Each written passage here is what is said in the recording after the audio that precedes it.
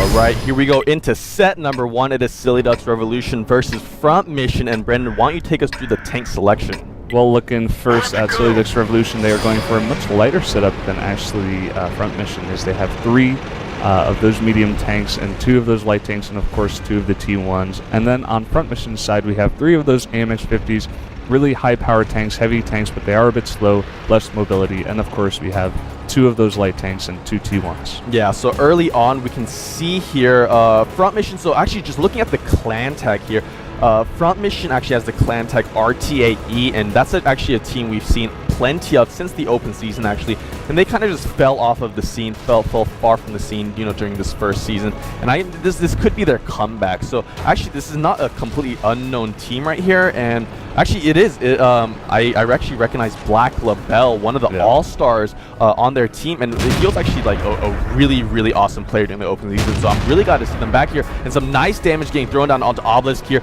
Yeah, right now Front Mission have control of this railway area, kind of the eastern side of the map, and certain kind of the central eastern side of the map, and whereas their opponent Silly Ducks Revolution really optimizing that western road.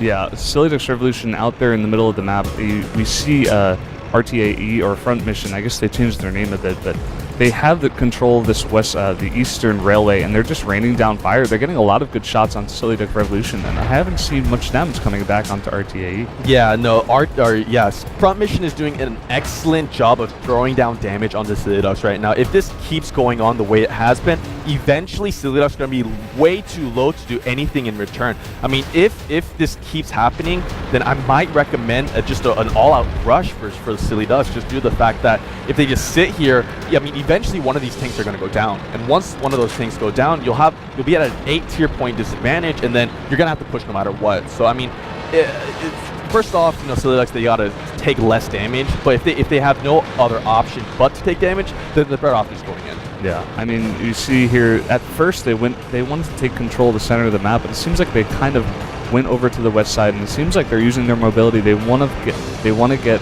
Front Mission out of position. They don't want to let them take control of that railway, and they're trying to come down this western ridge and make something happen, possibly at enemy base. Yeah, definitely. So this is quite common coming out on Prokhorovka. Usually the southern team likes to go for that railway, whereas the team starting up north definitely likes to go for that western road, just due to the fact of the distance between the starting positions and those objectives. So right now it's a pretty common stalemate situation, nothing too surprising right here, but yeah, definitely more mobility coming out from the Silly Ducks, and they definitely got to use that if they want to come out on top. And also just due to the fact that Front Mission have 3 AMX-50, so that's a total of 16, or actually no, 18 shots that are autoloaders. I mean, they really take no time to fire, and yeah, if Silly Ducks want to engage that, then they gotta at least take one of those tanks down first. Yeah, they can't just go head on into all of those bullets. Like yeah, exactly. You cannot go straight into all of those AMX-50s. Like, we've seen it before. Teams have made mistakes where they've just tried to head-on fight when they have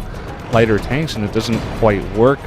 But we see on the map already, like, Front Mission, they know they have a bit of an advantage, and they're moving into position. They're going for this base. They already have 1 heavy tank really close to the base. I think just like 1 quadrant away. Yeah, so right now we have Front Mission definitely moving towards that Silly Ducks starting position right now. They are pulling up most of their tanks. I believe they have one of their T1s just back, not south, but kind of around the railway area, just in case Silly Ducks decides to push. But yeah, all these Front Mission members are moving up towards that base. They haven't started the base capture just yet because they have no vision on Silly Ducks, and they're not sure exactly how close Silly Ducks are to their starting position. So before they start that base capture, they definitely gotta find out where those Silly Ducks members are, and then after they do that, they can either engage or just go for the base capture. Yeah, I mean, I like what they're doing here. They got that advantage, and they're moving into position. They're not going straight for it. They're not being too aggressive, but they know they have the advantage. They took a really good place, like 1 quadrant away, and they have 2 of those heavy tanks here, and they have 1 light tank now just out scouting, going around in circles and making sure. And of course that 1 T1 back to make sure that they don't go, that the Silly Ducks don't go for that really quick base capture, because with that mobility, that is something they can do. So they have to be careful of that, and at the same time go for this really strong push. Yep, definitely so. And Pandai has to be a little bit careful there. He did take about 44%, no, excuse me, 34% damage. Actually, my math is kind of bad right now, but yes, he's sitting at around 66% health.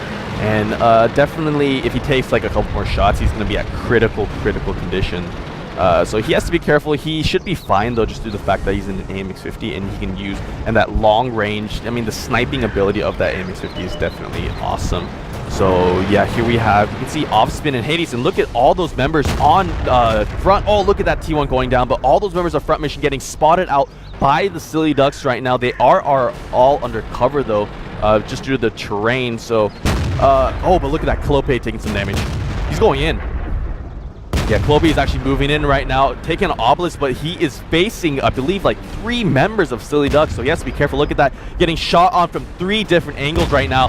Clope in a little bit of trouble. Yeah, Ara Amane also here to join this fight, and Clope, yeah, he is in a really bad position right now. He is surrounded by, like, he's not surrounded, but he has, like, he's getting shot from 4 different directions right now. Yeah, this is incredibly aggressive, and I like what they're doing here. Actually, they have one of those heavy tanks on the base capture. You know, they're forcing Silly Ducks to come out here and fight them right now. Yeah, they are going right at them into that wide arc that they had, and still coming out. Panda in some trouble here, 19% health, but he does make it behind there, and he does manage to take out a T1 as well.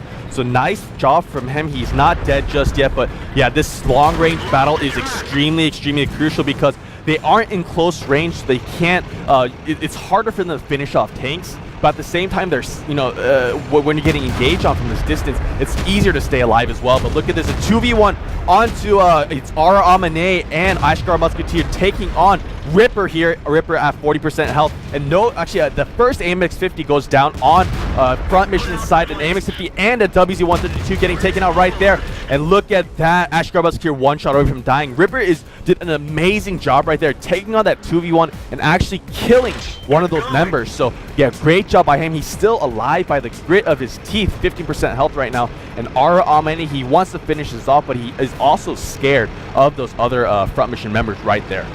Yeah, I mean, Front Mission, they do still have 2 of these heavy tanks, but one of them is really low. Ripper getting 2v1 by 2 of those light tanks. Goes down. Yeah, that was really nice play there by Silly Ducks Revolution for trying to take out that heavy tank. That's how you use your mobility to beat the tanks that are so heavy in this game. Exactly.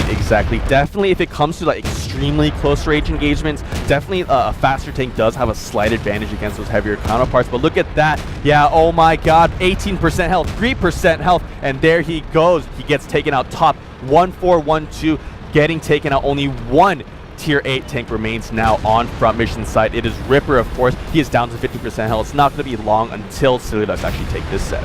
Yeah, Silly Ducks looking so solid in this set. I really like what they did in so many different places here in the set.